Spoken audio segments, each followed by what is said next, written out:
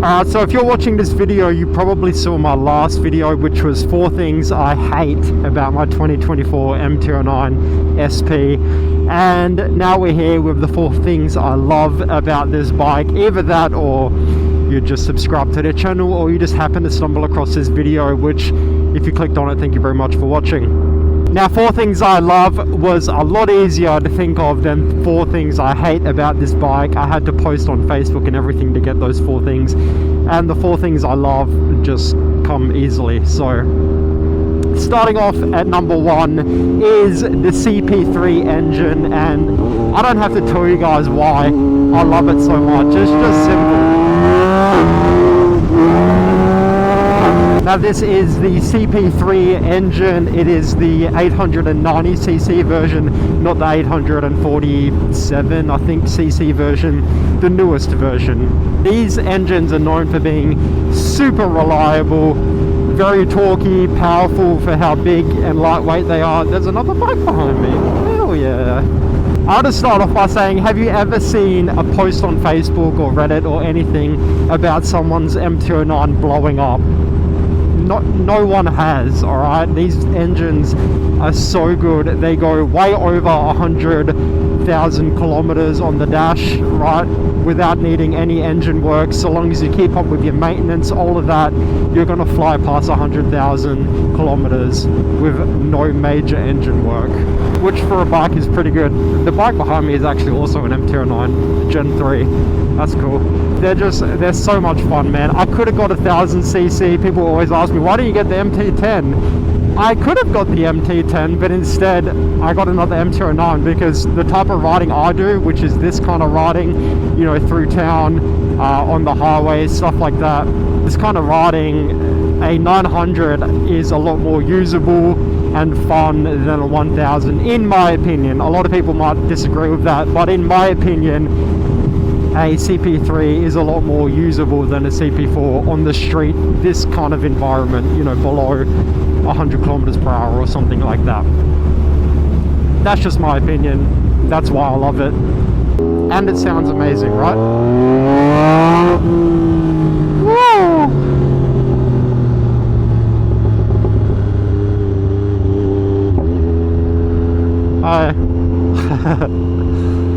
Anyway, I shouldn't have to explain it anymore. The CP3 engine is goated, as are all the other CP engines, CP2, CP4. They're all goated, but this is the CP3, and that's why it's goated in my opinion. Number 2. I want to say number 2 is just how good this bike looks, but I can't say that because that's such a biased opinion, but it does look so good. I had a comment the other day, like, that they hated the aluminium swing arm, and I love the aluminium swing arm, so I kind of took that to heart. Not really, but love it or hate it. Is that loose? Oh my god, oh no, that should not be loose. That is bad. Number 2 is the dash and all the electronics on this bike. My dash, super dirty. The dash, why do you think the dash is such a cool thing in my point of view? Because it's so customizable, man. Like, if you don't like how this looks, right, that's perfectly fine, because you can change it. Look at this. We have that dash now, completely different to the last one. We got this dash, completely different. We got this dash, which is completely different. And if you have the SP, you have the track dash as well, which is completely different. So tell me that's not cool, right? If you don't like the dash, you can just change it. Other things I like about it, obviously it has the phone connectivity, which I don't really like. That was one of the cons in the last video, but it's still cool that you can do it. You have all of these settings, right? You can change all the different modes, right? I got sport, street, rain, cops, run, and wheelie. So if we go into cops run, and I go across, look, you can see all the things that you're changing. TCS, slide control, lift control. There's so much to this bike, right? By the way, the coolant goes all the way down to 0. Unlike most bikes, it doesn't start till 45 degrees Celsius. This bike goes all the way down to 0, which is pretty cool, in my opinion. Anyway, let's get back on the road because it is hot today.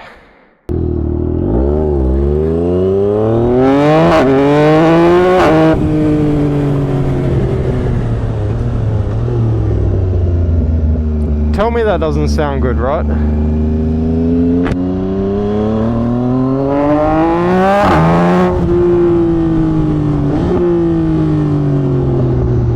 Oh. Does anyone want a pair of shoes? A pair of shoes there, anyone? Anyway.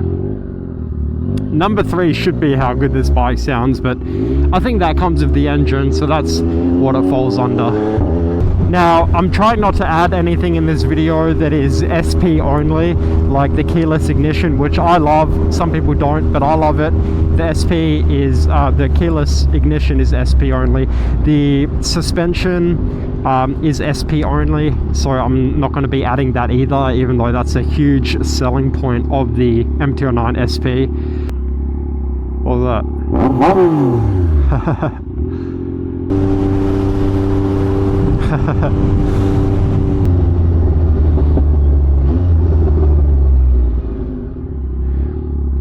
Alright, I just showed you what number 3 is. Can you guess what it is? Right?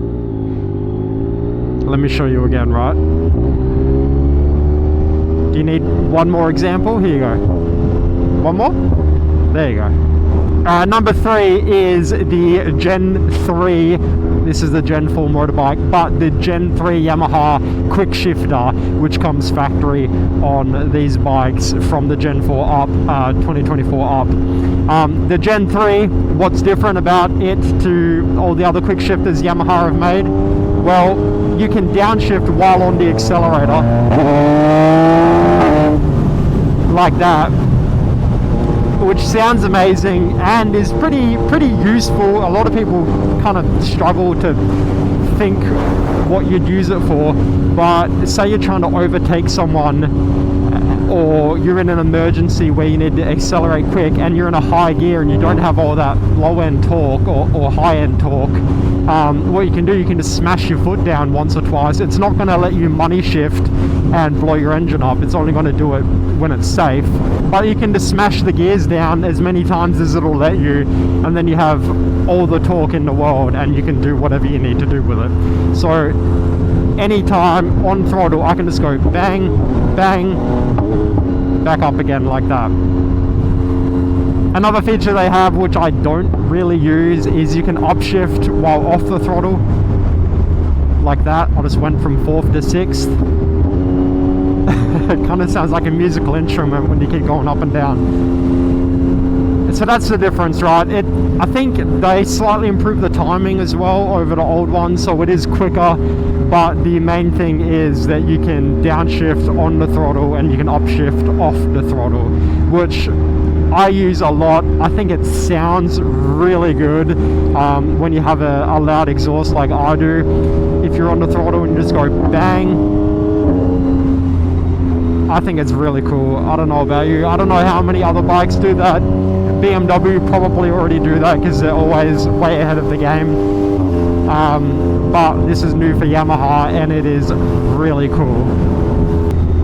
Alright, so we had engine, we had the dash and electronics, and we had the quick shifter.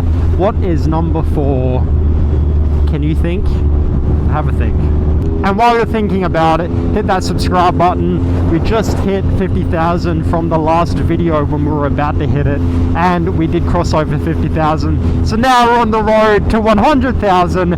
It's going to take a really long time. It took me like 10 years to get from 0 to 50, so another 10 years for 50 to 100. Maybe, we'll see. Hit that subscribe button, helps a lot. Hit the like button, all that. Thank you. I'm not going to bore you with all that shenanigans. Let's get on to number 4.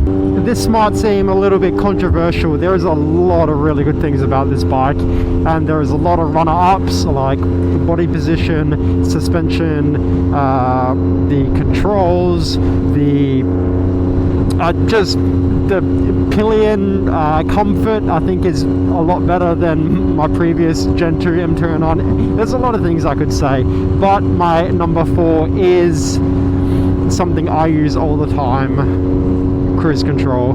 This comes factory on the Gen 4 MT-09. On the Gen 3 it only came on the SP model, I believe, so this is new to the Gen 4 base model. I use cruise control all the time, right? Anytime I'm on the highway, even if I'm still holding on like this, I usually have it engaged just so I can have like a nice loose grip. I'm always using it. I think it's so good.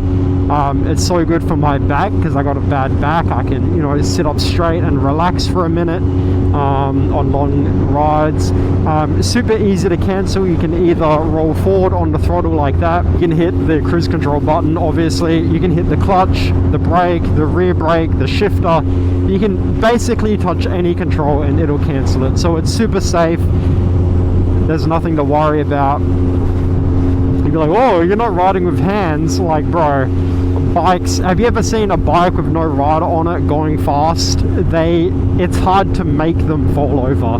Bikes naturally want to stay upright, so riding like this, obviously I shouldn't be doing it behind traffic, which I'm not, but riding with no hands on the highway, not in traffic, obviously not something you should be doing a lot. But if you just want to stretch your back and sit upright for just a second, it's not dangerous at all.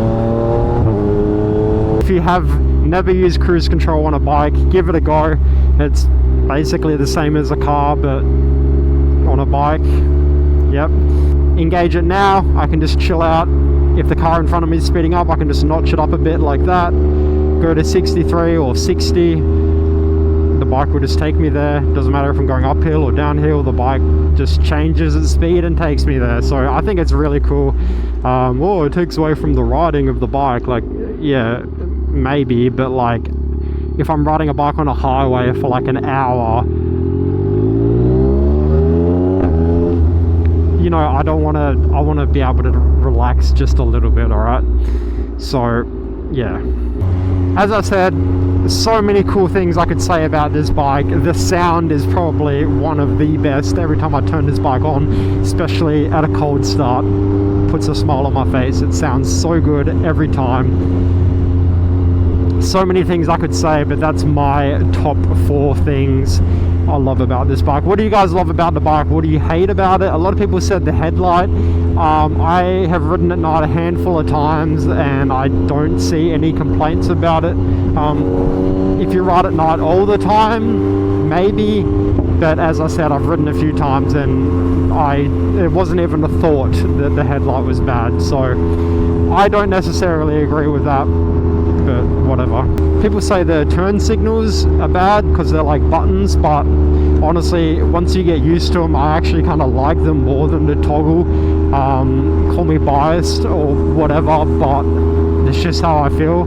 I think it's more intuitive to just press a button and either it'll cancel itself after 200 and something meters if you're moving, or you just press it again. Like, you press it to turn it on, you press it to turn it off. It doesn't really get more intuitive than that, so I really like it. There's not many things I don't like about this bike, so that's that. If you guys have any more videos, if you guys have any video ideas, a lot of you guys ask for suspension setup and stuff. I haven't played around too much with the suspension. I changed a few things in the forks to make the forks a little bit more manageable at high speeds, because it gets a little wobbly doobly at high speeds. A lot of people also say that the front end gets a bit wobbly at high speeds. Just adjust your forks and it should fix the issue. But yeah, a lot of people say ask for suspension setup videos. I don't know enough about suspension to do that, so I might do some research and knowledge myself a bit and then make a video, but that probably won't be for a while. So if you guys have any more video ideas, drop them below. I guess another con could be how expensive this bike is. This bike is like pretty expensive, right? I paid just under 21,000 AUD for this bike, which I think is around 12 or 13. Yeah, around 13,000 USD, I think. So that's what I paid for this bike. Kind of expensive, but it's the bike I really wanted, so it's the bike I got, man. So it is what it is. Yeah. Anyway, thank you guys. If you watched till the end, let me know in the comments below. I appreciate it. Give me a like, give me a follow, all of that good stuff. Check the description for discounts, all of that good stuff. I'll see you guys in the next video.